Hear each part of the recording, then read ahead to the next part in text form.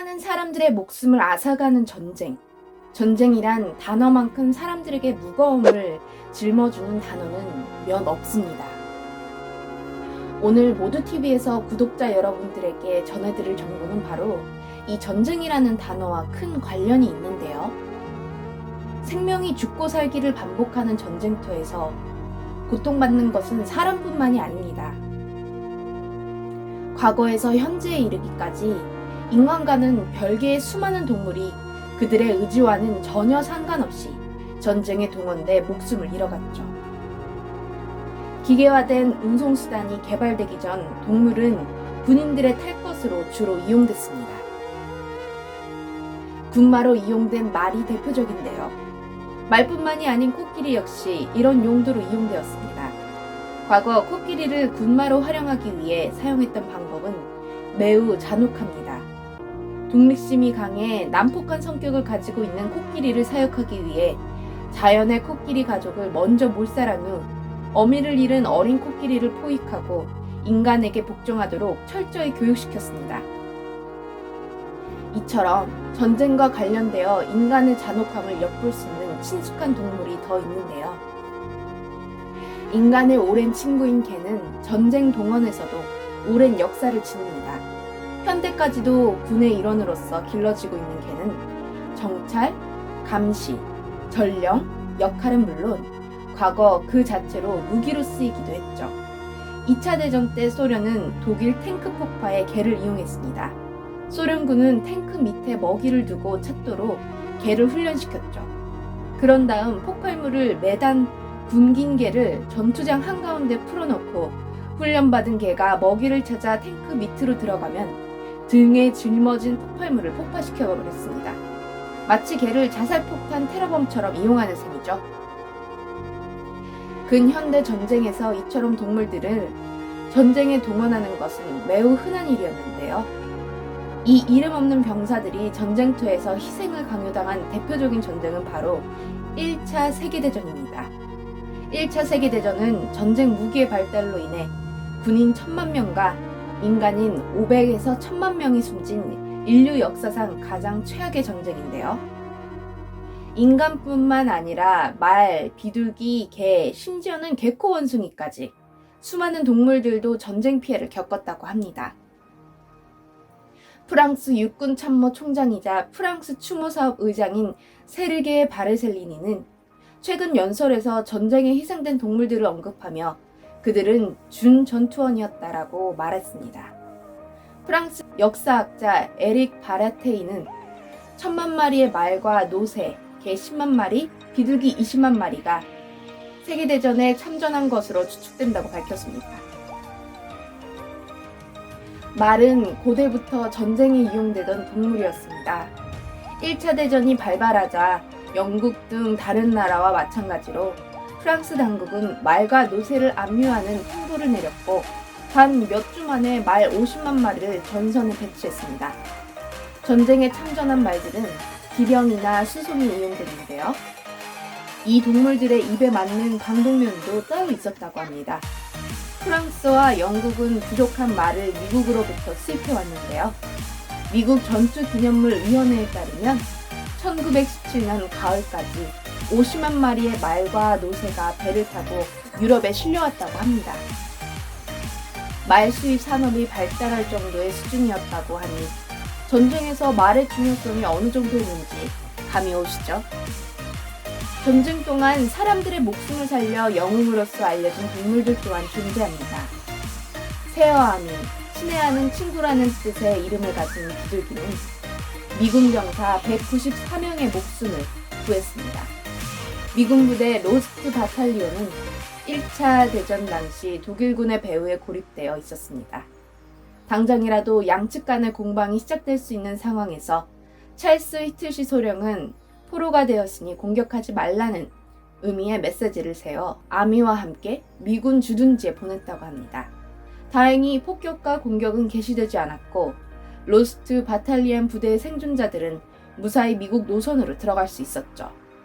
미국의 1차 세계대전 100주년 기념위원회에 따르면 세어아미는 독일군의 총격으로 눈과 다리를 잃었지만 약 30분 동안 시속 40km의 속도로 계속 날았다고 합니다.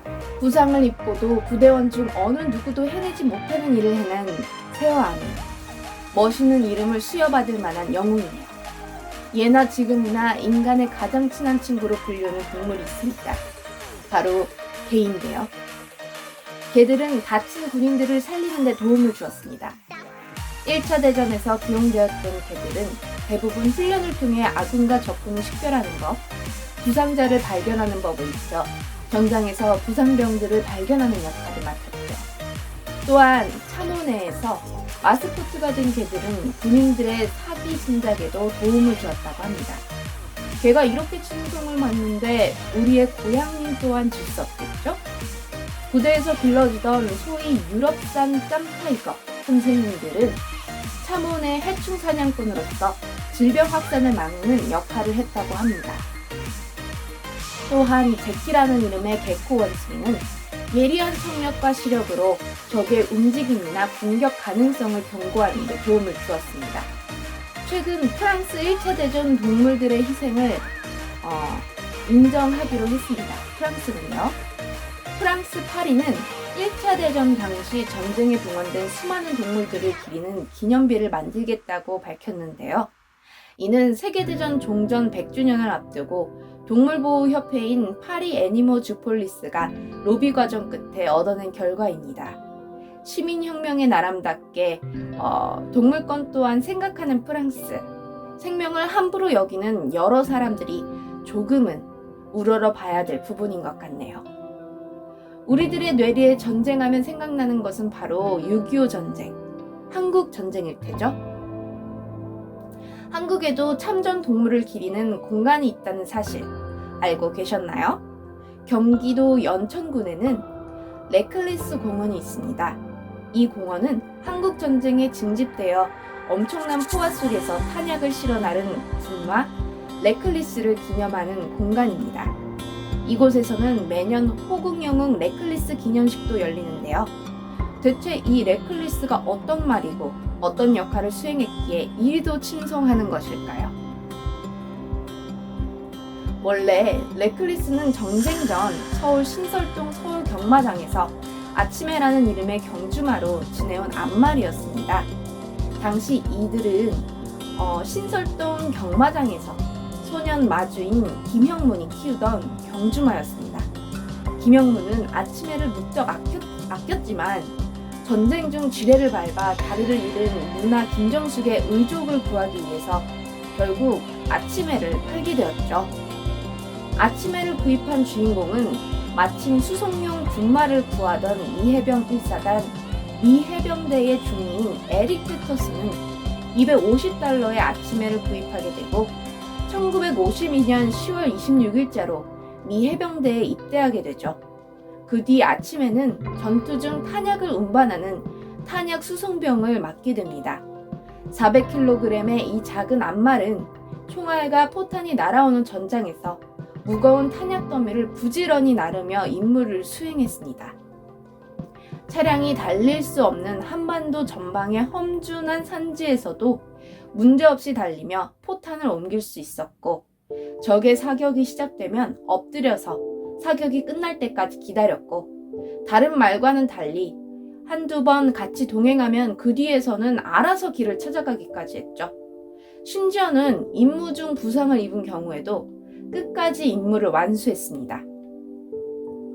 이런 기똥찬 레클리스의 전공은 특히 미 해병대 한국전사 중 가장 치열했다는 네바다 전초 전투에서 가장 빛나게 되는데요. 이 네바다 전투의 첫날부터 레클리스는 자신의 임무를 톡톡히 해냅니다.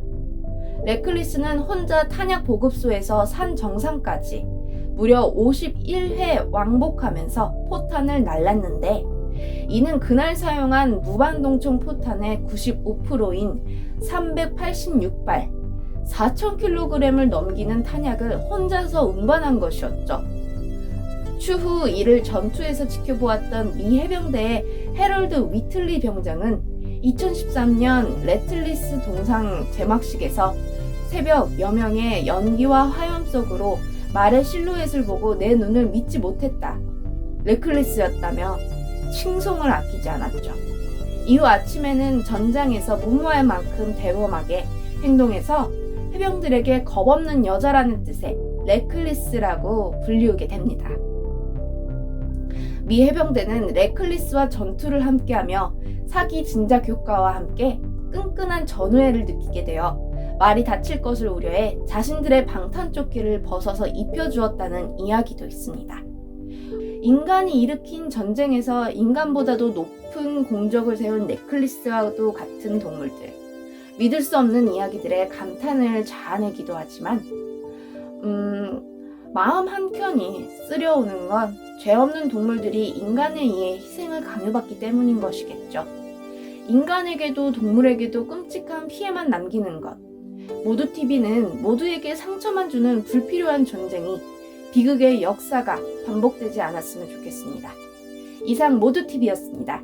시청해주셔서 감사합니다. 구독, 좋아요 부탁드리고 여러분의 의견을 댓글로 적어주세요.